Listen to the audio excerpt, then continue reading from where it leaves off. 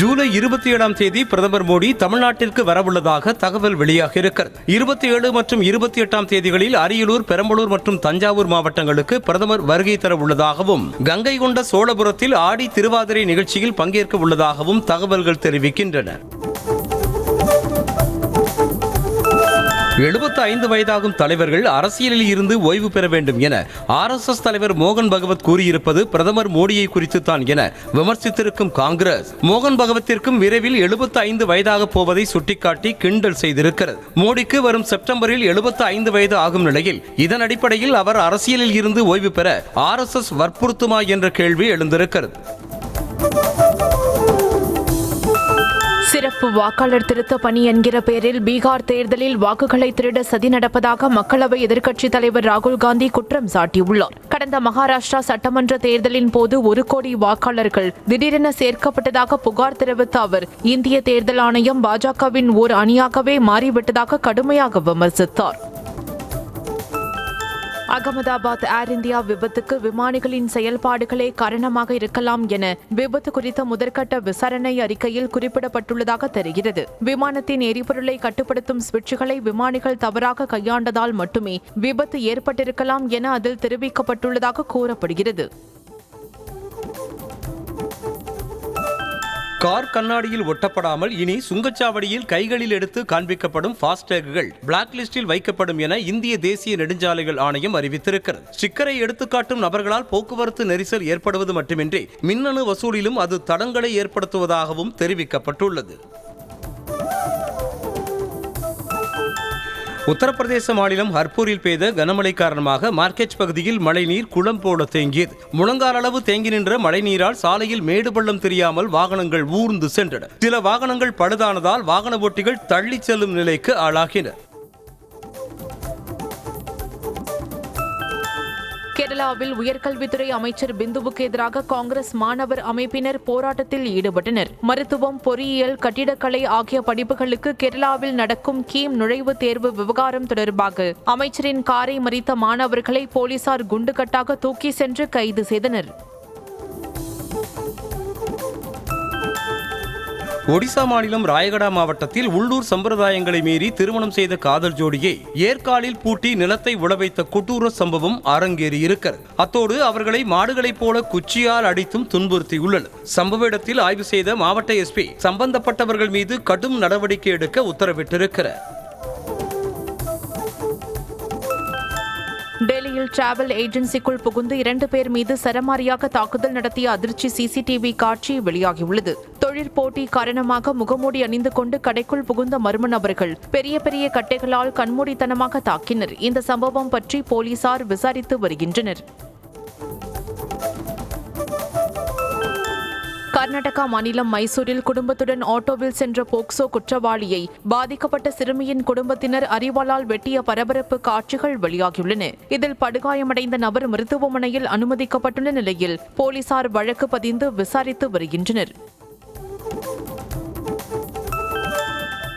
நீலகிரி மற்றும் கோவை மாவட்ட மலைப்பகுதிகளில் வரும் 15, 16, 17 ஆகிய 3 நாட்களில் கனமழை பெய்ய வாய்ப்பிருப்பதாக சென்னை வானிலை ஆய்வு மையம் எச்சரித்துள்ளது. சென்னையில் வானம் ஓரளவு மேகமூட்டத்துடன் காணப்படும். நகரின் ஒரு சில பகுதிகளில் இடி மின்னலுடன் கூடிய லேசானது அல்லது மிதமான மழை பெய்ய வாய்ப்புள்ளது.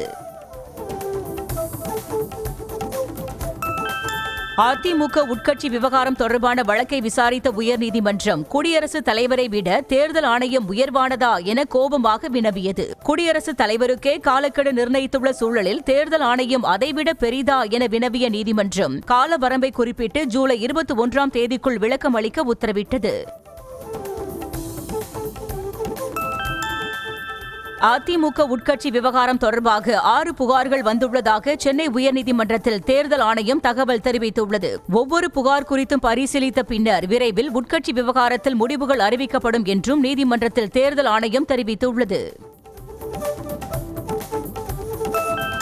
100 கோடி ரூபாய் மதிப்பிலான கோயில் திருப்பணிகளையும் 99 கோடி ரூபாய் மதிப்பிலான வகுப்பறை உள்ளிட்ட முடிவுற்ற பணிகளையும் முதலமைச்சர் மு.க.ஸ்டாலின் தலைமை செயலகத்தில் இருந்து காணொலி வாயிலாக திறந்து வைத்தார். ஊரக வளர்ச்சி மற்றும் ஊராட்சித்துறை அலுவலர்களின் பயன்பாட்டிற்காக 17 கோடியே 65 லட்சம் மதிப்பீட்டில் 198 வாகனங்களை கொடியசைத்து அவர் தொடங்கி வைத்தார்.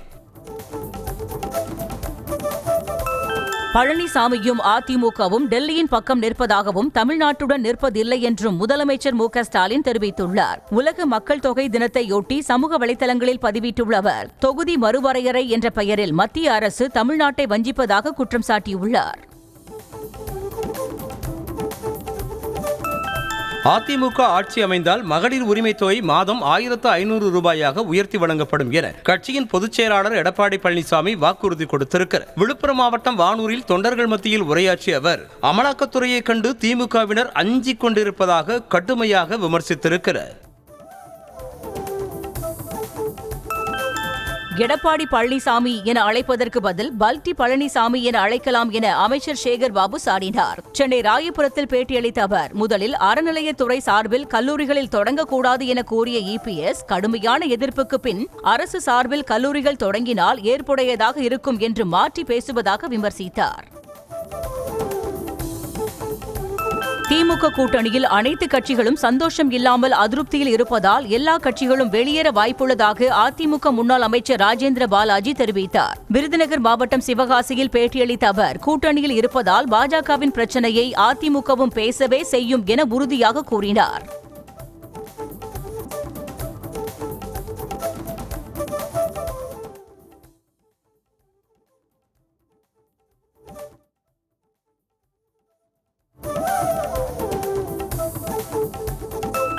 நாக்பூரில் இருந்து RSS என்ன வேலையை கொடுக்கிறதோ அதை அப்படியே தமிழகத்தில் எடப்பாடி பழனிசாமி செய்வதாக காங்கிரஸ் கமிட்டி மாநில தலைவர் செல்வ பெருந்தகை விமர்சித்துள்ளார். சென்னை சத்தியமூர்த்தி பவனில் செய்தியாளர்களை சந்தித்த அவர், 2026ஆம் ஆண்டு சட்டப்பேரவை தேர்தலில் அதிமுக பாஜக கூட்டணியை முருகன் சம்ஹாரம் செய்வார் என்றார்.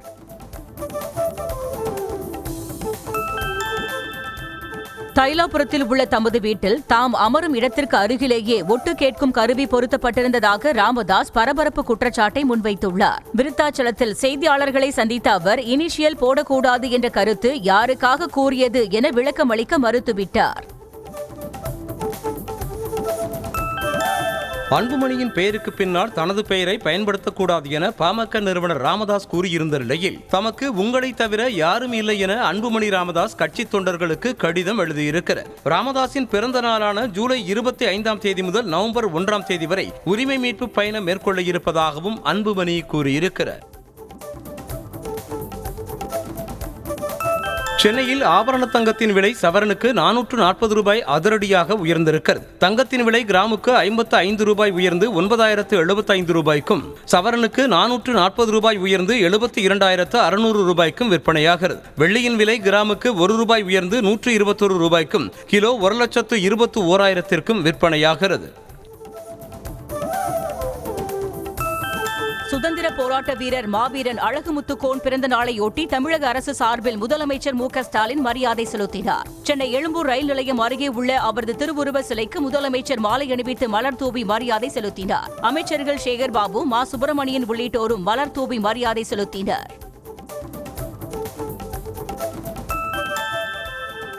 அரியலூர் மாவட்டம் ஜெயங்கொண்டம் அருகே வெள்ளத்தால் பாதிக்கப்பட்ட நெற்பயிர்களுக்கு இழப்பீடு வழங்க வேண்டும் என பாஜக மாநில தலைவர் நயினார் நாகேந்திரன் வலியுறுத்தியிருக்கிறார். அறுவடைக்கு தயாராக இருந்த நெற்பயிர்கள் நீரில் மூழ்கியதால் வேதனையடைந்துள்ள விவசாயிகளுக்கு ஏக்கருக்கு 25,000 ரூபாய் இழப்பீடு வழங்க வேண்டும் என தெரிவித்திருக்கிறார். தமிழ்நாட்டில் பொதுமக்களுக்கு பாதுகாப்பு இல்லை என மத்திய இணையமைச்சர் ஷோபா கரந்தலஜே குற்றம் சாட்டியுள்ளார். கோயம்புத்தூர் மாவட்டம் ஆனைமலை அருகே தனியார் மண்டபத்தில் கயிறு தொழில் வளர்ச்சி கருத்தரங்கம் நடைபெற்றது. இதில் கலந்து கொண்ட பின் செய்தியாளர்களிடம் பேசிய ஷோபா, கட்டணமில்லா பேருந்து சேவை இருந்தாலும் அதனை அமைச்சர்கள் கொச்சைப்படுத்துவதாக குற்றம் சாட்டினார். 6 மாதங்களாக மேற்கொள்ளப்பட்ட 2 ஆபரேஷன்கள் மூலம் 29 ஆண்டுகளாக தலைமறைவாக இருந்த பயங்கரவாதிகளை கைது செய்துள்ளதாக தமிழ்நாடு டிஜிபி சங்கர் ஜிவால் தெரிவித்துள்ளார். டிஜிபி அலுவலகத்தில் செய்தியாளர்களை சந்தித்த அவர், கோவை குண்டுவெடிப்பு வழக்கில் தேடப்பட்ட குற்றவாளி டெய்லர் ராஜாவை தமிழ்நாடு பயங்கரவாத தடுப்பு படை கைது செய்துள்ளதாக கூறினார்.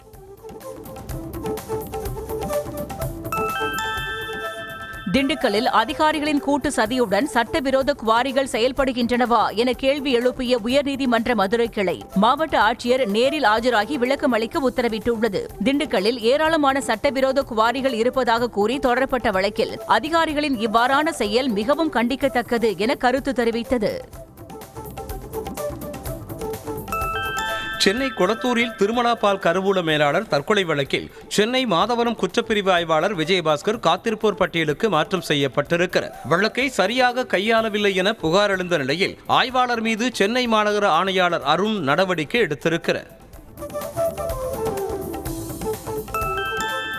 வரதட்சணை கொடுமையால் ரிதன்யா தற்கொலை செய்து கொண்ட வழக்கில் மாமியார் சித்ரா தேவியின் ஜாமீன் மனுவை திருப்பூர் மாவட்ட முதன்மை அமர்வு நீதிமன்றம் தள்ளுபடி செய்தது. ஏற்கனவே இதே வழக்கில் கைது செய்யப்பட்ட ரிதன்யாவின் கணவர் மற்றும் மாமனாரின் ஜாமீன் மனு தள்ளுபடி செய்யப்பட்டது குறிப்பிடத்தக்கது. ஓடும் ரயிலில் கர்ப்பிணிக்கு பாலியல் தொல்லை கொடுத்து கீழே தள்ளிய நபரை குற்றவாளி என அறிவித்து திருப்பத்தூர் நீதிமன்றம் தீர்ப்பளித்துள்ளது. ஆந்திராவை சேர்ந்த கர்ப்பிணி கடந்த பிப்ரவரி மாதம் திருப்பதி செல்லும் இன்டர்சிட்டி ரயிலில் பயணித்த போது ஹேமராஜ் என்பவன் பாலியல் தொல்லை கொடுத்து கீழே தள்ளிவிட்டான். மாநில மறுவரையறை கமிட்டி விதிகளின்படி உள்ளாட்சி வார்டுகளை மறுவரையறை செய்ய உத்தரவிடக் கோரிய வழக்கில் உரிய நடவடிக்கை எடுக்குமாறு நகராட்சி நிர்வாக முதன்மை செயலாளர், பேரூராட்சிகள் இயக்குநர் மற்றும் புதுக்கோட்டை ஆட்சியருக்கு உயர்நீதிமன்ற மதுரை கிளை உத்தரவிட்டுள்ளது. மாநில மறுவரையறை கமிட்டி வெளியிட்ட வழிகாட்டு முறைகளின்படியே உள்ளாட்சி வார்டுகளை மறுவரையறை செய்ய வேண்டும் என உத்தரவிட்டனர். சென்னை வேளச்சேரி பிரதான சாலை முதல் குருநானக் கல்லூரி வரை 3 கிலோமீட்டர் தூரத்திற்கு 231 கோடி ரூபாய் மதிப்பீட்டில் புதிய பாலம் கட்டுவதற்கான ஒப்பந்தத்தை சென்னை மாநகராட்சி கோரியுள்ளது. குருநானக் கல்லூரி சந்திப்பு மற்றும் 5 ஃபர்லாங் சாலை சந்திப்பில் ஏற்படும் போக்குவரத்து நெரிசலுக்கு தீர்வு காணும் வகையில் புதிய மேம்பாலம் கட்டப்படுகிறது. ஆனி மாத பௌர்ணமியை ஒட்டி திருவண்ணாமலையில் கிரிவலம் மேற்கொண்ட பக்தர்கள் சொந்த ஊர்களுக்கு திரும்ப ரயில் நிலையத்தில் குவிந்ததால் கூட்டம் அலைமோதியது. இதனால் கிரிவலம் செல்லும் பௌர்ணமி மற்றும் திருவிழா காலங்களில் திருவண்ணாமலைக்கு கூடுதல் பெட்டிகளுடன் சிறப்பு ரயில்களை இயக்க வேண்டும் என பக்தர்கள் கோரிக்கை விடுத்துள்ளனர். சென்னையில் மாநகர பேருந்து, மின்சார ரயில் மற்றும் மெட்ரோவில் ஒரே டிக்கெட் மூலம் பயணம் செய்யும் வகையில் அடுத்த மாதம் அண்ணா ஆப் என்ற புதிய செயலியை அறிமுகம் செய்யும் சென்னை ஒருங்கிணைந்த போக்குவரத்து குழுமம் அதற்கான சோதனை முயற்சியை தொடங்கியுள்ளது. இதில் டிக்கெட் பெறுவது மட்டுமின்றி எந்தெந்த பகுதிகளுக்கு எப்படி செல்லலாம் என்பனவற்றையும் தெரிந்து கொள்ளலாம். நாகை மாவட்டம் வேதாரண்யம் அருகே தூண்டில் வளைவு மீன்பிடி துறைமுகப் பணி மற்றும் சாலை பணிகளை முடிக்க வலியுறுத்தி மீனவர்கள் கடலில் இறங்கி கருப்பு கொடியேந்தி போராட்டம் நடத்தினர். வெள்ளப்பள்ளம் கிராமத்தில் கடந்த 7 ஆண்டுகளுக்கு முன்பாக தொடங்கப்பட்ட பணிகள் போதிய நிதி ஒதுக்காததால் இதுவரை முடிக்கப்படவில்லை என மீனவர்கள் குற்றம் சாட்டினர். சென்னை திருவொற்றியூர் தொகுதிக்குட்பட்ட ராமநாதபுரம் பகுதியில் நீதிமன்ற உத்தரவுப்படி ஆக்கிரமிப்புகளை அகற்ற வந்த அதிகாரிகளிடம் மாற்றுத்திறனாளி பெண் வாக்குவாதத்தில் ஈடுபட்டதால் பரபரப்பு ஏற்பட்டது. இதையடுத்து பேச்சுவார்த்தை நடத்திய அதிகாரிகள் 10 நாட்கள் அவகாசம் அளித்து சென்றனர். சேலம் மாவட்டம் ஏற்காட்டில் திமுக அரசை கண்டித்து அதிமுக சார்பில் கண்டன ஆர்ப்பாட்டம் நடைபெற்றது. அதிமுக எம்எல்ஏ சித்ரா தலைமையில் நடைபெற்ற ஆர்ப்பாட்டத்தில் சேலம் புறநகர் மாவட்ட செயலாளர் இளங்கோவன் கலந்து கொண்டார். ஏற்காட்டில் கள்ளச்சந்தையில் மது விற்கப்படுவதாகவும் திமுகவினர் போலீசின் கைகளை கட்டி போட்டுள்ளதாகவும் அதிமுகவினர் குற்றம் சாட்டினர். சிதம்பரத்தில் உள்ள அண்ணாமலை பல்கலைக்கழகத்தில் பணியாற்றும் தினக்கூலி தொழிலாளர்கள் பணி நிரந்தரம் செய்ய கோரி முற்றுகை போராட்டம் நடத்தினர். சுமார் 20 ஆண்டுகளாக தினக்கூலிகளாக பணியாற்றி வருவதாக கூறி போராட்டம் நடத்திய ஊழியர்களுக்கு அண்ணாமலை பல்கலைக்கழக ஓய்வூதியம் மற்றும் ஆசிரியர் சங்கத்தினர் ஆதரவு தெரிவித்தனர். திருப்பூர் வீரபாண்டி அரசு மேல்நிலைப் பள்ளியில் வகுப்பறைகள் இன்றி மாணவர்கள் மொட்டை மாடியிலும் வராந்தாவிலும் கல்வி கற்கும் அவல நிலை ஏற்பட்டுள்ளது. 1000க்கும் மேற்பட்ட மாணாக்கர்கள் பயின்று வரும் நிலையில் போதிய கட்டடங்கள் இன்றி அவதியுற்று வருகின்றனர். கட்டட வசதி, கழிப்பிட வசதி என எந்த அடிப்படை வசதிகளும் இல்லாமல் கடும் சிரமமடைந்து வருகின்றனர். கடலூர் மாவட்டம் புவனகிரி அருகே வீட்டில் தனியாக இருந்த மூதாட்டியை 2.5 சவரன் நகைக்காக முகத்தில் தலையணையை வைத்து கொன்றுவிட்டு ஒன்றும் தெரியாதது போல் ஊருக்குள் சுற்றிய இளைஞரை போலீசார் கைது செய்தனர். கடந்த 7ஆம் தேதியே சந்திராவை கொன்று நகைகளை திருடி அடகு வைத்து அந்த பணத்தில் மது குடித்ததாக கொலையாளி பசுபதி வாக்குமூலம் கொடுத்தான். திண்டுக்கல் மாவட்டம் வேடச்சந்தூர் அருகே அண்டாவில் இருந்த தண்ணீரில் மூழ்கி 2.5 வயது ஆண் குழந்தை உயிரிழந்த சம்பவம் சோகத்தை ஏற்படுத்தியுள்ளது. வீட்டில் விளையாடிக் கொண்டிருந்த 2வது குழந்தை துரைப்பாண்டி காணவில்லை என தேடிய போது வீட்டின் வெளியே தண்ணீர் பிடித்து வைத்திருந்த அண்டாவிற்குள் மூழ்கி கிடந்தார். திருவள்ளூர் மாவட்டம் சோழவரம் அருகே கூரியர் நிறுவனத்திற்கு லோடு இறக்க வந்த வாகனத்தை கிளீனர் இயக்கிய போது கட்டுப்பாட்டை இழந்து மோதியதில் 2 உயிரிழந்த விபத்தின் சிசிடிவி காட்சி வெளியாக இருக்கிறது. ஓட்டுநர் கேட்டுக்கு வெளியே வண்டியை நிறுத்திவிட்டு கீழே இறங்கி காவலாளியிடம் உள்ளே செல்ல அனுமதி கேட்டபோது கிளீனர் திடீரென வாகனத்தை இயக்கினார்.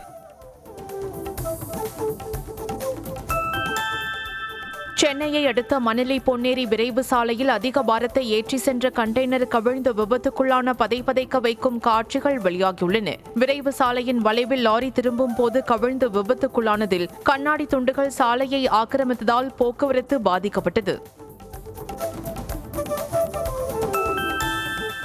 காஞ்சிபுரம் மாவட்டம் ஸ்ரீபெரும்புதூர் அருகே சேந்தமங்கலம் நெடுஞ்சாலையில் கட்டிட தொழிலாளி மற்றும் பெண் என 2 மீது கண்டெய்னர் லாரி ஏறி இறங்கியதில் சம்பவ இடத்திலேயே உயிரிழந்தனர். நெடுஞ்சாலையில் கடந்த சில நாட்களாக மேம்பாட்டு பணிகள் நடைபெற்று வரும் நிலையில் அடிக்கடி விபத்துகள் நடைபெறுவதாக அப்பகுதி மக்கள் புகார் தெரிவித்துள்ளனர். வேலூர் மாவட்டம் அரியூர் அருகே ஊருக்குள் இருந்து வந்த டிராக்டர் பிரதான சாலையில் திரும்பிய போது பின்னால் வந்த வேன் மோதியதில் டிராக்டர் 2 பகுதியாக கலன்று விழுந்த விபத்தின் சிசிடிவி காட்சி வெளியாக இருக்கிறது. இதில் டிராக்டரை ஓட்டிய முருகன் தூக்கி வீசப்பட்டு படுகாயமடைந்த நிலையில் அரியூர் போலீசார் வழக்கு பதிவு செய்து விசாரித்து வருகிறார்கள். திருப்பத்தூர் மாவட்டத்தில் தனிநபர் வீட்டின் மனித கழிவுகளை நகராட்சி வாகனத்தில் கொண்டு வந்து ஆற்றுப்படுகையில் கொட்ட முயற்சித்தவர்களை அப்பகுதி இளைஞர்கள் விரட்டினர். பின்னர் சில மணி நேரம் கழித்து சற்று தள்ளி மீண்டும் குடியிருப்பு அருகாமையில் கழிவுகளை கொட்ட முயற்சித்ததாக சொல்லப்படுகிறது. இதனை பார்த்த இளைஞர்கள் மீண்டும் வாக்குவாதத்தில் ஈடுபட்டனர். தமிழ்நாடு டாக்டர் அம்பேத்கர் சட்ட பல்கலைக்கழகத்தின் செனட் உறுப்பினராக நியமிக்கப்பட்ட வழக்கறிஞர் அருள்குமரன் தமிழ்நாடு முதலமைச்சர் மு.க.ஸ்டாலினை நேரில் சந்தித்து வாழ்த்து பெற்றார். கடந்த 7ஆம் தேதி வழக்கறிஞர்கள் மணிவண்ணன், அருள்குமரன், மதியழகன் மற்றும் லட்சுமி நாராயணனை செனட் உறுப்பினர்களாக தமிழக அரசு நியமனம் செய்தது.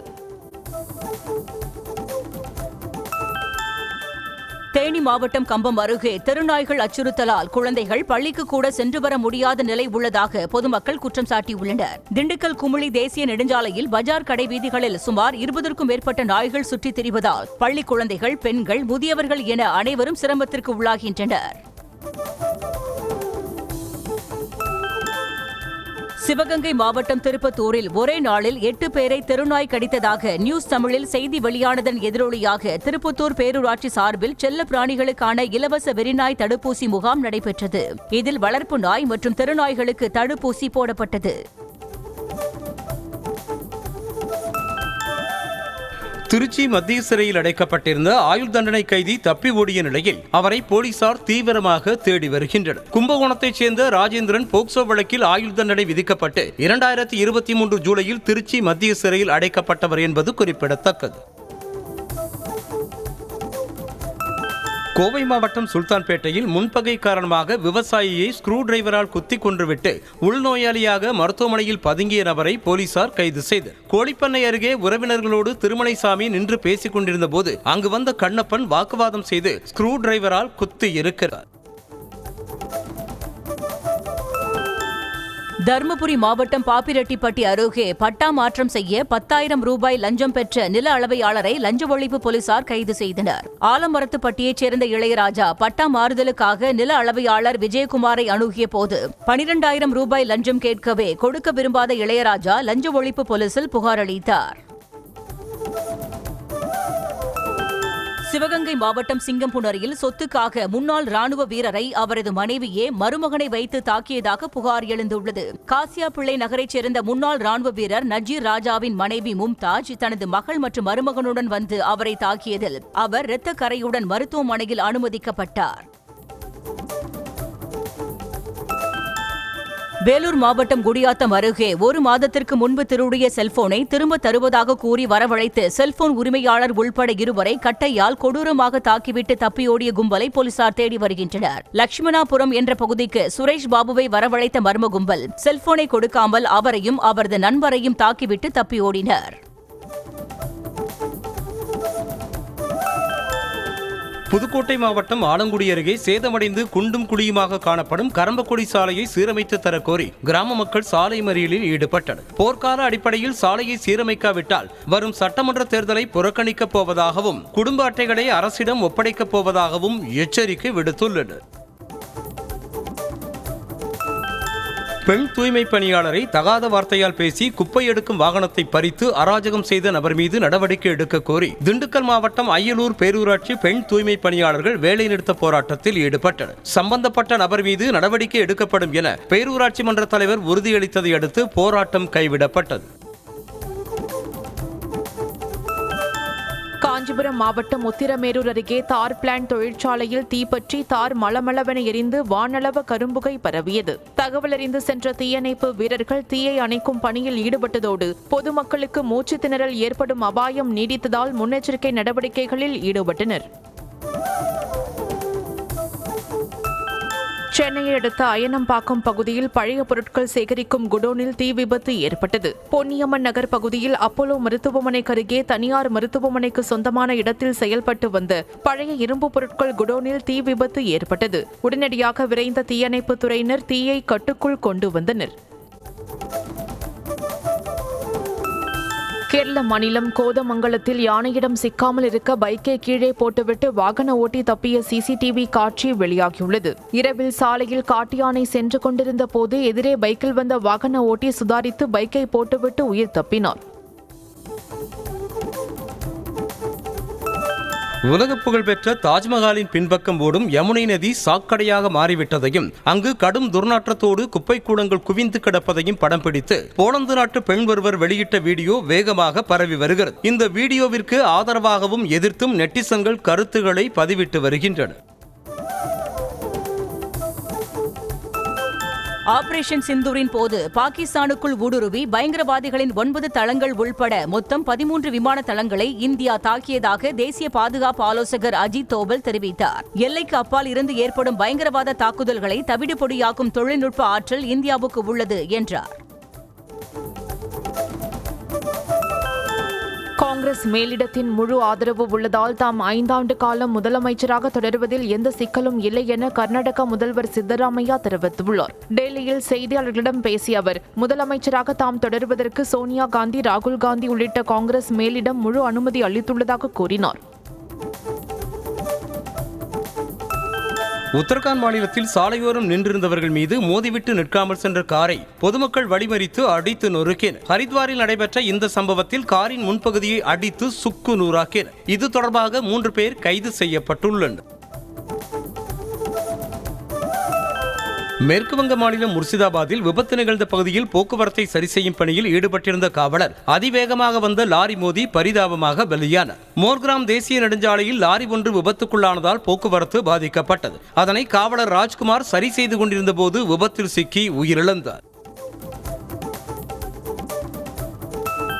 பாகிஸ்தானில் இருந்து செயல்படும் லஷ்கர்-இ-தொய்பா, ஜெய்ஷ்-இ-முகமது போன்ற பயங்கரவாத அமைப்புகள் நேபாளம் வழியாக இந்தியா மீது தாக்குதல்களை நடத்தலாம் என நேபாள அதிபரின் ஆலோசகரான சுனில் பகதூர் தாபா எச்சரித்துள்ளார். காட்மாண்டுவில் நடந்த சர்வதேச கருத்தரங்கில் அவர் இந்த எச்சரிக்கையை விடுத்தார். யுக்ரைன் ரஷ்யா போரை நிறுத்தும் முயற்சியில் தோல்வியடைந்துள்ள அமெரிக்க அதிபர் டொனால்ட் ட்ரம்ப் ரஷ்யா மீது பலமான தடைகளை விதிக்க தயாராகி வருவதாக தகவல் வெளியாகியிருக்கிறது. இது தொடர்பான மசோதா விரைவில் நாடாளுமன்றத்தில் தாக்கலாகும் என தொலைக்காட்சிக்கு பேட்டியளித்த டொனால்ட் ட்ரம்ப் தெரிவித்திருக்கிறார். சர்வதேச வளர்ச்சிக்காக அமெரிக்கா அளித்து வந்த நிதியை அந்நாட்டு அதிபர் ட்ரம்ப் நிறுத்தியதால் உலகம் முழுவதும் லட்சக்கணக்கான மக்கள் எய்ட்ஸ் நோயால் பாதிக்கப்பட வாய்ப்பிருப்பதாக ஐநா எச்சரித்துள்ளது. அடுத்த 5 ஆண்டுகளில் 63 லட்சம் பேர் எய்ட்ஸ் பாதிப்பால் உயிரிழக்கக்கூடும் என்றும் 87 லட்சம் பேர் HIV தொற்றால் பாதிக்கப்படக்கூடும் எனவும் தெரிவித்துள்ளது. அமெரிக்க அதிபர் டிரம்பின் வரி விதிப்பு நடவடிக்கையால் உலக பொருளாதாரத்தில் நிலையற்ற தன்மை அதிகரிக்கக்கூடும் என பொருளாதார நிபுணர்கள் எச்சரித்துள்ளனர். கனடா தொடங்கி ஜப்பான் வரை அண்டை நாடுகள், நட்பு நாடுகள் என எந்தவித பாரபட்சமும் பார்க்காமல் டிரம்ப் கூடுதல் வரி விதிப்புகளை அறிவித்து வருகிறார். இது சங்கிலி தொடர் போல உலக பொருளாதாரத்தையே பாதிக்கும் என கூறப்படுகிறது.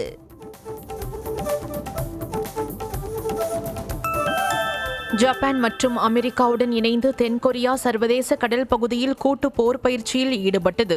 வடகொரியாவின் அதிகரித்து வரும் அணுசக்தி மற்றும் ஏவுகணை அச்சுறுத்தல்களுக்கு எதிரான தடுப்பை மேம்படுத்துவதற்காக அதிநவீன போர் விமானங்களை இயக்கி போர் பயிற்சி நடைபெற்றது. நேபாளம் சீன எல்லையில் ஏற்பட்ட திடீர் வெள்ளப்பெருக்கு பேரழிவை ஏற்படுத்திய நிலையில் 3வது நாளாக மீட்புப் பணிகளில் மீட்புக் குழுவினர் ஈடுபட்டுள்ளனர். கனமழை காரணமாக திபெத்தின் லெண்டே நதியிலிருந்து உருவான வெள்ளம் போட்டே கோஷி ஆற்றில் பாய்ந்து பாக்மதி மாகாணத்தில் உள்ள வடக்கு ரசுவாவில் பெரும் அழிவை ஏற்படுத்தியுள்ளது. மலேசியாவில் பயிற்சியின் போது போலீஸ் ஹெலிகாப்டர் ஆற்றுக்குள் தலைக்குப்பர பாய்ந்தது தொடர்பான காட்சிகள் வெளியாகியுள்ளன. இந்த விபத்தில் ஹெலிகாப்டரில் இருந்த 5 பேரும் படுகாயமடைந்து மருத்துவமனையில் அனுமதிக்கப்பட்ட நிலையில் விபத்துக்கான காரணம் குறித்து விசாரணை நடத்த உத்தரவிடப்பட்டுள்ளது.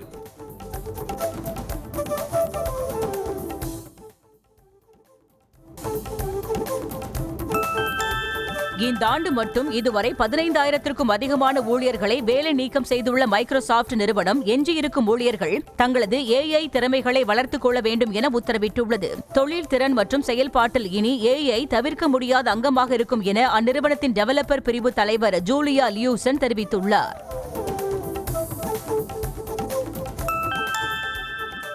பிரபல பன்னாட்டு நுகர்வோர் பல்பொருள் உற்பத்தியாளரான இந்துஸ்தான் யூனிலிவர் நிறுவனத்தின் முதலாவது பெண் தலைமை செயல் அதிகாரியாக பிரியா நாயர் நியமிக்கப்பட்டிருக்கிறார். வரும் 1ஆம் தேதி முதல் அவர் இந்த பதவியை ஏற்றுக்கொள்வார் என இந்துஸ்தான் யூனிலிவர் நிறுவனம் தெரிவித்திருக்கிறது. கனடாவில் பாலிவுட் நகைச்சுவை நடிகர் கபில் சர்மாவின் புதிதாக திறக்கப்பட்ட கேப்ஸ் கஃபே வளாகத்தில் காலிஸ்தான் அமைப்பினர் துப்பாக்கி சூடு நடத்திய சம்பவம் அதிர்ச்சியை ஏற்படுத்த இருக்கிறது. முன்னதாக மர்ம நபர் துப்பாக்கி சூடு நடத்தியதாக கூறப்பட்ட நிலையில் பின்னர் காலிஸ்தான் பயங்கரவாதி அர்ஜித் சிங் லட்டி இந்த துப்பாக்கி சூட்டுக்கு பொறுப்பேற்றிருக்கிறார். பாகிஸ்தானில் பிரபல டிவி நடிகை ஹுமைரா அஸ்கரின் உடல் 92% அழுகிய நிலையில் வீட்டிலிருந்து மீட்கப்பட்ட சம்பவம் அதிர்ச்சியை ஏற்படுத்தியுள்ளது. உடற்குறாய்வில் கடந்த ஆண்டு அக்டோபர் மாதம் இறந்திருக்கலாம் என கூறப்படும் நிலையில் அவர் இறப்புக்கான காரணம் குறித்து காவல்துறையினர் தீவிர விசாரணை மேற்கொண்டு வருகின்றனர். ஸ்பெயினில் நடைபெற்ற காளை ஓட்ட திருவிழாவில் 5 பேர் காயமடைந்தனர். ஜான் டில்லா பண்ணையில் இருந்து வந்த காளைகள் பம்ப்ளோனாவின் குறுகிய தெருக்களில் சீறி பாய்ந்தன. இதில் நூற்றுக்கணக்கான ஓட்டப்பந்தய வீரர்கள் சிவப்பு கழுத்து பட்டைகளுடன் பாரம்பரிய வெள்ளை உடைகளை அணிந்து 875 மீட்டர் பாதையில் காளைகளுக்கு முன்னாலும் பின்னாலும் வேகமாக ஓடினர். இந்தோனேசியாவில் நடைபெற்ற பாரம்பரிய படகு போட்டியில் 11 வயது சிறுவன் செய்த உடல் அசைவு உலகம் முழுவதும் கவனம் பெற்றிருக்கிறது. வீரர்கள் துடுப்பு போட்டியில் அதிவேகமாக படகை இயக்கிய போது படகின் நுனியில் நின்று கொண்டிருந்த சிறுவன் பயமின்றி கூலாக நடனமாடியது பார்வையாளர்களிடையே உற்சாகத்தை ஏற்படுத்தியது. ஆகஸ்ட் 17 முதல் 31ஆம் தேதி வரை வங்கதேச அணியுடன் நடைபெறவிருந்த 6 போட்டிகள் கொண்ட T20 ஒருநாள் தொடர் அந்நாட்டில் நிலவும் அரசியல் பிரச்சினைகள் காரணமாக ரத்து செய்யப்பட்டதால் இந்திய அணி தங்கள் அணியுடன் விளையாட வருமாறு இலங்கை வாரியம் அழைப்பு விடுத்துள்ளது. இந்திய டெஸ்ட் அணியை தொடர்ந்து ஒருநாள் அணிக்கும் சுப்மன் கில்லை கேப்டனாக தேர்வு செய்ய BCCI ஆர்வம் காட்டி வருவதாக தகவல்கள் வெளியாகியுள்ளன. ரோஹித் சர்மாவின் வயது மற்றும் அவரது ஃபார்ம் காரணமாக அடுத்த உலகக்கோப்பை தொடரில் அவரால் விளையாட முடியுமா என்ற கேள்விகளும் அதிகரித்துள்ளதால் இந்திய அணியின் அடுத்த கேப்டனை தேர்வு செய்ய BCCI தீவிரம் காட்டி வருகிறது. வெளிநாடு கிரிக்கெட் தொடர்களில் வீரர்களின் குடும்பத்தினருக்கு BCCI விதிக்கப்பட்டிருக்கும் கட்டுப்பாடு குறித்த கோலியின் விமர்சனத்திற்கு தலைமை பயிற்சியாளர் கம்பீர் கருத்து தெரிவித்துள்ளார். குடும்பம் முக்கியம்தான் என தெரிவித்த கம்பீர், இது விடுமுறை அல்ல என்றும் நீங்கள் நாட்டுக்காக விளையாட வந்துள்ளதால் நாட்டை பெருமையடைய வைக்கும் விஷயங்களில் கவனம் செலுத்த வேண்டும் என தெரிவித்தார். இந்தியாவுக்கு எதிரான 3வது டெஸ்ட் தொடரின் முதல் நாள் ஆட்டத்தில் 98 ரன்கள் அடித்து நின்ற இங்கிலாந்து வீரர் ஜோ ரூட்டை 2 ரன்கள் ஓடி சதமடிக்க சொல்லி ஜடேஜா வேடிக்கை காட்டிய வீடியோ வைரலாகியுள்ளது. ஜோ ரூட்டை பார்த்து 2 ரன்கள் ஓடி சதத்தை நிறைவு செய்ய சொல்லி சைகை காட்டிய ஜடேஜா அத்துடன் பிடித்த பந்தை தரையில் போட்டும் 2 ரன்கள் ஓடுமாறும் வேடிக்கை காட்டினார். அயர்லாந்தில் நடைபெற்று வரும் உள்ளூர் T20 தொடரில் கர்டிஸ் கேம்பர் 5 பந்தில் 5 விக்கெட் வீழ்த்தி வரலாற்று சாதனை படைத்துள்ளார். வெஸ்ட் வாரியர்ஸ் அணிக்கு எதிரான போட்டியில் 12வது ஓவரை வீசிய மன்ஸ்டர் ரெட்ஸ் அணி கேப்டன் கர்டிஸ் கேம்பர் கடைசி 2 பந்தில் 2 விக்கெட்டுகளை வீழ்த்தினார். மீண்டும் 14வது ஓவரை வீசிய கர்டிஸ் முதல் 3 பந்தில் 3 விக்கெட்டுகளை எடுத்து அசத்தினார். ரஜினிகாந்த் நடித்துள்ள கூலி திரைப்படத்தின் 2வது பாடல் வெளியாகியுள்ளது. லோகேஷ் கனகராஜ் இயக்கத்தில் உருவாக்கியுள்ள இப்படம் ஆகஸ்ட் 14ஆம் தேதி திரைக்கு வருகிறது. இப்படத்திற்கு அனிருத் இசையமைத்துள்ள நிலையில் மோனிகா என தொடங்கும் பாடலின் லிரிக் வீடியோ வெளியாகியுள்ளது. நெல்சன் திலீப் குமார் இயக்கத்தில் உருவாகும் ஜெயிலர் 2 படப்பிடிப்பு சென்னையில் தொடங்கிய நிலையில் நடிகை தமன்னா கேமியோ ரோலில் இணைய உள்ளதாக தகவல் வெளியாகியுள்ளது. முதல் பாகத்தின் வெற்றியை தொடர்ந்து ரஜினிகாந்த் நடிக்கும் இந்த படத்தில் நடிகை தமன்னா முக்கிய கதாபாத்திரத்தில் நடிப்பதற்கான பேச்சுவார்த்தை நடைபெற்று வருவதாக கூறப்படுகிறது. சேகர் கமுலா இயக்கத்தில் தனுஷ் நடித்த குபேரா திரைப்படம் வரும் 18ஆம் தேதி அமேசான் OTT தளத்தில் வெளியாகிறது. ஜூன் 20ஆம் தேதி வெளியான இத்திரைப்படம் பார்வையாளர்களிடையே கலவையான விமர்சனத்தை பெற்றது. நடிகை சமந்தா தனது பாலிவுட் இணைய தொடரான சிட்டாடல் ஹனிபனி இயக்குனர் ராஜ் நிதிமோருவுடன் காதல் வயப்பட்டிருப்பதாக கிசுகிசுக்கப்படும் நிலையில் அவரது சமீபத்திய இன்ஸ்டாகிராம் பதிவுகளும் அதனை மறைமுகமாக உறுதி செய்யும் வகையில் அமைந்துள்ளன. இந்த புகைப்படங்கள் சமூக வலைதளங்களில் பேசு பொருளாகியுள்ளன. நடிகை வனிதா விஜயகுமார் நடிப்பில் வெளியாயிருக்கும் மிஸ்ஸஸ் அண்ட் மிஸ்டர் திரைப்படத்தில் தனது அனுமதியின்றி இடம்பெற்றுள்ள ராத்திரி சிவராத்திரி பாடலை நீக்க கோரி இசையமைப்பாளர் இளையராஜா சென்னை உயர்நீதிமன்றத்தில் சிவில் வழக்கு தொடர்ந்திருக்கு. இது காப்புரிமையை மீறிய செயல் என்றும் உடனடியாக அந்த பாடலை திரைப்படத்தில் இருந்து நீக்க உத்தரவிட வேண்டும் எனவும் இளையராஜா தனது மனுவில் தெரிவித்திருக்கிறார். திருமணமான நடிகர்கள் திரையில் காதல் கெமிஸ்ட்ரியை உருவாக்குவதில் தோல்வியடைவதாக நடிகர் மாதவன் தெரிவித்திருக்கிறார். காதல் காட்சிகளில் நடிப்பதில் உள்ள சிக்கல்கள் மற்றும் உண்மையான உணர்ச்சி ரீதியான இணைப்பின் அவசியம் குறித்து பேசிய மாதவன் சக நடிகர்களிடையே உண்மையான கெமிஸ்ட்ரியை எந்த தொழில்நுட்ப தந்திரத்தாலும் மாற்ற முடியாது என தெரிவித்திருக்கிறார். தனுஷ் மற்றும் சிம்பு உடன் நடிக்கவிருந்த 2 படங்கள் நடிகை கயாடு லோக்கருக்கு கைவிட்டு போனதால் அவர் அப்செட் ஆகியுள்ளதாக தகவல் வெளியாகியுள்ளது. தனுஷ் படத்தில் கயாடு லோக்கருக்கு பதில் மமிதா பைஜு நடிக்க உள்ளதாக கூறப்படுகிறது. மேலும் ராம்குமார் பாலகிருஷ்ணன் இயக்கத்தில் சிம்புவின் நடிப்பில் உருவாகவிருந்த படமும் கைவிடப்பட்டுள்ளதாக தகவல் வெளியாகியுள்ளது. நடிகர் ரஜினிகாந்த் மனிதாபிமானமும் அன்பும் நிறைந்தவர் என நடிகை ஸ்ருதிஹாசன் பெருமிதம் தெரிவித்துள்ளார். கூலி திரைப்படத்தில் ரஜினிகாந்துடன் நடித்துள்ள ஸ்ருதிஹாசன் அப்போது அவருடன் ஏற்பட்ட அனுபவங்களை பகிர்ந்துள்ளார். இது தொடர்பாக பேசிய அவர் ரஜினிகாந்தை தான் நேரில் பார்த்தபோது நீங்க ரொம்ப கூல், ரொம்ப ஈஸியா பேசிக்கலாம் என சொன்னதாக மகிழ்ச்சி தெரிவித்தார்.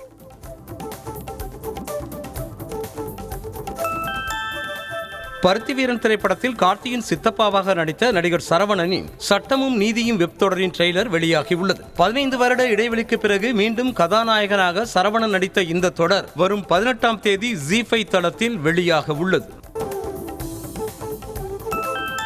புகழ்பெற்ற திரைப்பட பின்னணி பாடகி ஆஷா போஸ்லே உடல்நலக் குறைவால் இறந்துவிட்டதாக சமூக வலைதளங்களில் வெளியான தகவலுக்கு அவரது மகன் மறுப்பு தெரிவித்துள்ளார். தனது தாய் நல்ல உடல் நலத்துடன் இருப்பதாகவும் தேவையற்ற வதந்திகளை பரப்ப வேண்டாம் எனவும் மகன் ஆனந்த் போஸ்லே வேண்டுகோள் விடுத்துள்ளார். சபரிமலையில் நவகிரக கோயில் பிரதிஷ்டை விழாவை முன்னிட்டு கோவில் நடை திறக்கப்பட்டுள்ளது. ஜூலை 13ஆம் தேதி வரை 3 நாட்களுக்கு ஐயப்பனை தரிசனம் செய்ய பக்தர்களுக்கு அனுமதி வழங்கப்படும் என்றும் அதற்கான ஆன்லைன் முன்பதிவு நடைபெறுவதாகவும் தேவஸ்தானம் அறிவித்திருக்கிறது. வேலூர் மாவட்டம் குடியாத்தம் அருகே கோபாலபுரம் கெங்கையம்மன் கோவிலில் ஆனி மாத கடைசி வெள்ளிக்கிழமையை முன்னிட்டு பெண்கள் பால்குடம் எடுத்து நேர்த்திக்கடன் செலுத்தினர். தரணம்பேட்டை முத்தாலம்மன் ஆலயத்திலிருந்து சிறப்பு பூஜைகளுக்கு பின் 1000க்கும் மேற்பட்ட பெண்கள் மேலதாளம் பம்பை முழங்க பால்குடம் எடுத்து முக்கிய வீதிகள் வழியாக ஊர்வலமாக வந்தனர்.